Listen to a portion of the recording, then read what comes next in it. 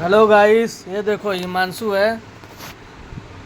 हिमांशु ये है और आज बना है इसके लिए बिरयानी के लिए बहुत जिद कर रहा था। इसी के लिए खास बना है बिरयानी। ये देखिए चिकन बिरयानी बना है। और ये देखिए सलाद है। और ये देखिए अंडे का राइस बना है। तो दोस्तों जिसको जिसको खाना है जल्दी से आ जाओ। बोल दो हिमांशु, बोल दो हिमांशु। कहते जिसको जिसको बिरयानी खाना है इधर दिखा के, उधर बिरयानी में ये देखो दोस्तों, ये बिरयानी चिकन बना है। देखो दोस्तों, दोस्तों देखो इधर देखो दोस्तों, इधर देखो, ये बिरयानी चिकन है। चिकन बिरयानी है। जिनको जिनको खाना है जल्दी आ जाओ।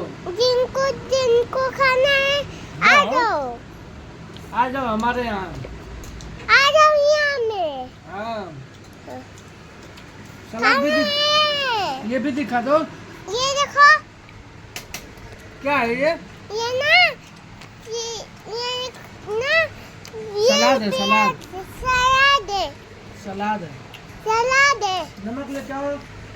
नमक क्या हो तो आप जल्दी से दो, कट करो ना, गिटार अभी ना, अभी